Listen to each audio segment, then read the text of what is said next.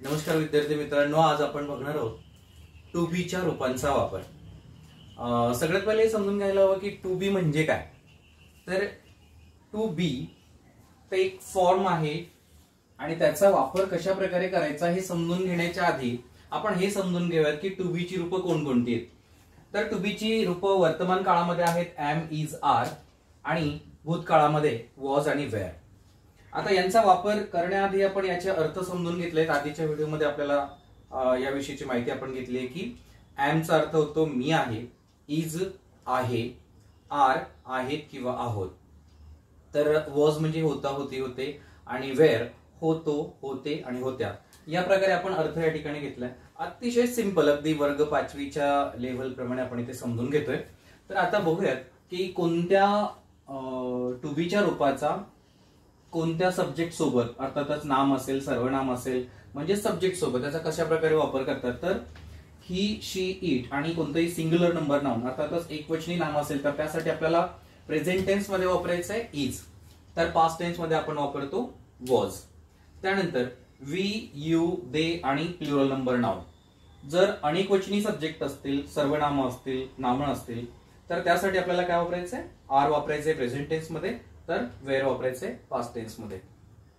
आपण एका व्हिडिओमध्ये हे बघितलंय का वाक्याचे प्रकार कोणकोणते असतात। तर बेसिकली वाक्यांचे दोन प्रकार आहेत, एक म्हणजे अकॉर्डिंग टू यूज आणि दुसरा आहे according to meaning. According to use मध्ये आपण बघितलं का सिंपल, कंपाऊंड आणि कॉम्प्लेक्स सेंटेन्स।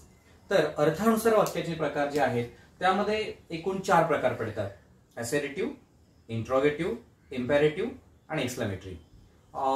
क्वेश्चन मध्ये अजून काही ऍडिशन्स आहेत, जसं की रिटोरिकल क्वेश्चन आपण म्हणतो, तेवढ्या डिटेलमध्ये न जाता आपण आज अगदी थोडक्यात समजून घेणार आहोत की इथे 2 प्रकारचे वाक्य आपल्याला बेसिकली बघायचे आणि इथे जो वापर आपण टू बी च्या रूपांचा करणार आहोत तो ऍज अ लिंकिंग वर्ब म्हणून करणार आहोत।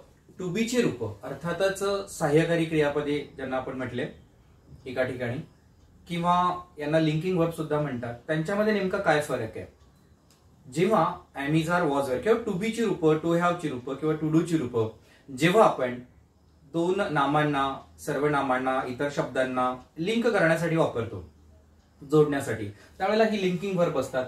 परंतु जेव्हा ते मुख्य क्रियेला काळ दर्शवायला मदत करतात त्यावेळेला ती असतात सहाय्यकारी क्रियापदे, म्हणजे ते मदत करतात म्हणून त्यांना सहाय्यकारी क्रियापदे। जसे की आय एम रायटिंग मी लिहित आहे, आय वॉज रायटिंग मी लिहित होतो, आय विल बी रायटिंग मी लिहित असेल। दॅट मीन्स आपल्याला हे कळायला सोपं जातं का एम, इज किंवा आर असेल, वॉज, वेअर असतील, ही जेव्हा मुख्य क्रियेचा काळ दर्शवतात त्यावेळेला त्यांना सहाय्यकारी म्हणजे क्रियेचा काळ दर्शवायला मदत करणारी क्रियापदे म्हणून सहाय्यकारी क्रियापदे आपण त्यांना म्हणतो। तर आता इथे आपल्याला बघायचंय की याचा लिंकिंग वर्ब म्हणून वापर कशा प्रकारे करायचा आहे, त्यासाठी ते वाक्य कसं असणार आहे। तर बघा, साधारणपणे एक सहज वाक्य आपण जे म्हणतो, एखादी क्रिया कशी आहे किंवा कशी नाही हे सांगणारं जे वाक्य आहे, मराठीमध्ये त्याला आपण सरळ सरळ विधान असं म्हणतो, इंग्लिशमध्ये याच विधानाला एकतर डिक्लेरेटिव्ह सेंटेन्स किंवा असर्टिव्ह सेंटेन्स असं म्हटलं जातं। डिक्लेरेटिव्ह म्हणजे काय, आपण जेव्हा एखादी गोष्ट सहजपणे सांगून जातो हे असं आहे किंवा कसं नाही हे सांगणारं जे वाक्य आहे त्याला म्हणायचं डिक्लेरेटिव्ह सेंटेन्स, अर्थातच असर्टिव्ह सेंटेन्स मराठीमध्ये विधानार्थी वाक्य। हा पेन आहे, ओके, ही पेन्सिल नाहीये, दॅट मीन्स फक्त आपल्याला सांगायचंय हे असं आहे, डिक्लेअर, जस्ट घोषणा किंवा आपल्याला काय म्हणूयात, जाहीर करणे किंवा हे असं आहे तसं नाहीये, एवढं डिक्लेरेटिव्ह सेंटेन्स आपण असर्टिव्ह सेंटेन्स त्याला म्हणूया। तर एखादी क्रिया कशी आहे किंवा कशी नाही हे सांगणारं वाक्य म्हणजे असर्टिव्ह, याची व्याकरणाच्या दृष्टिकोनातून आपण हे समजून घेतलं की यस म्हणजे काय, व्ही म्हणजे काय, ओ म्हणजे काय, सी म्हणजे काय। तर SVOC या प्रकारची रचना असलेले हे वाक्य आहे। आधी सब्जेक्ट घ्यायचा असतो, नंतर वर्ब, नंतर ऑब्जेक्ट, नंतर पूरक वाक्य ज्याला आपण कॉम्प्लिमेंटरी पार्ट किंवा कॉम्प्लिमेंट असं म्हणतो, नंतर शेवटी याच्यावर फुल स्टॉप येतो। आता पंक्च्युएशन आपण हे एका व्हिडिओमध्ये समजून घेतलं की पंक्च्युएशन काय असतात। एकूण इंग्लिशमध्ये 13 मार्क्स आहेत, पंक्च्युएशन्स आहेत, त्याचे वेगवेगळे अर्थ आहेत, परंतु बेसिकली आपल्याला फक्त काही 2-4 माहित असणं गरजेचं, ज्यामध्ये फुल स्टॉप आहे, कॉमा, सेमीकोलन, त्यानंतर question mark, exclamation mark, single quotation, double quotation, एवढ्यावरती आपल्या सध्या तुर्तास काम भागून जाईल। सो इथे अशा प्रकारचं वाक्य की जे एखादी क्रिया कशी आहे किंवा कशी नाही हे सांगणारं वाक्य रचना आपल्याला कळली। त्यानंतर एक वाक्य असतं की ज्या प्रश्नामध्ये आपल्याला उत्तर देताना फक्त हो किंवा नाही एवढंच म्हणायचंय. जसे की हा तुझा पेन आहे का, उत्तर मिळणार आहे हो किंवा नाही. ओके, सो मुद्दा एवढाच आहे की एखादा प्रश्न जेव्हा आपण त्याचं उत्तर फक्त हो किंवा नाही न देतो, असा प्रश्न, याला क्वेश्चनचे दोन प्रकार पडतात, एक व्हर्बल क्वेश्चन आणि दुसरं WH क्वेश्चन. त्या खोलवर आपण सध्या शिकणार नाही आहोत. आपल्याला फक्त लिंकिंग व्हर्ब बघायचंय आणि त्यासाठी प्रश्न कसा असणार आहे त्याचे दोन प्रकार आपण इथे आपण बघतोय. फक्त हो किंवा नाही यांनी उत्तर देता येणारा एक प्रश्न असतो, त्याचं फॉर्म्युला असतो किंवा त्याचं सूत्र, त्याचं मांडणी कशी असते. तर सुरुवातीला व्हर्ब वापरतो आपण, हे लिंकिंग व्हर्ब पैकी आपण इथे टू बी ची रूप वापरणार आहोत.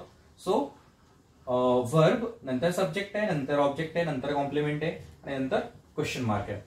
त्यानंतर असा एक प्रश्न असतो की ज्याचं पूर्ण वाक्यात आपल्याला उत्तर द्यावं लागतं, त्याला आपण WH क्वेश्चन असं म्हणतो. जसे की हा पेन कुणाचा आहे, त्यावेळेला आपण असं म्हणणार नाही हो किंवा नाही, असं उत्तर आपल्याला देता येणार नाही. त्यासाठी आपल्याला पूर्ण वाक्यात उत्तर द्यावं लागेल की हा कुणाचा, जरी ज्याचं नाव असेल किंवा संबंधित मालकी दर्शवण्यासाठी असेल, जसं की हा माझा पेन आहे, हा त्याचा पेन आहे, किंवा माझा, त्याचा, तिचा, किंवा एखादं नाव वापरू शकतो आपण, सुरेशचा, रमेशचा. Okay, so that's it. म्हणून अशा प्रकारचा प्रश्न की ज्याची सुरुवात इथे आपल्याला WH वर्डने करायची आहे. इंग्लिशमध्ये एकूण 9 मूळ WH वर्ड जे आपण आधीच्या सेशनमध्ये बघितलेत का, what, when, where, who, whom, whose, which, watch, what, why, त्यानंतर how many, how long, what for, what like, यासारखे शब्द आहेत जे मला वाटतं आपण आधी सेशनमध्ये त्याच्यावरती वाक्यासहित आपण चर्चा केली आहे. तो व्हिडिओ तुम्ही जरूर व्हिजिट द्या आणि तिथे बघा.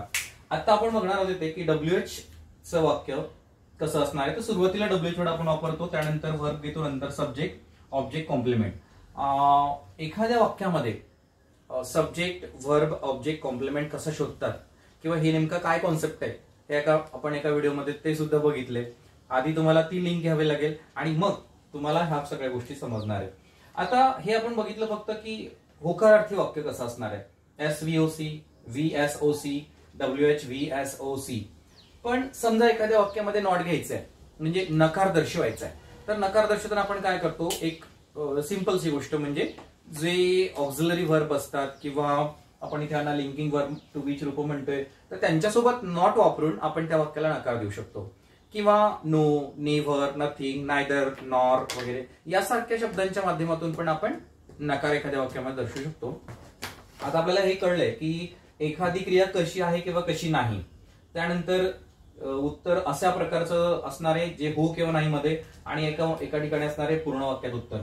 तर हे प्रश्न आपण आता या पुढच्या व्हिडिओमध्ये समजून घेणार आहोत की हे प्रश्न किंवा हे वाक्य कसे असणार आहेत आणि त्यामध्ये टू बीच्या रूपाचा वापर नेमका कशा पद्धतीने करायचा आहे. आता यांचे अर्थ आपल्याला माहिती आहेत, am, is, are, was, were यांचे अर्थ आपण समजून घेतले त्या अगोदरच्या व्हिडिओमध्ये.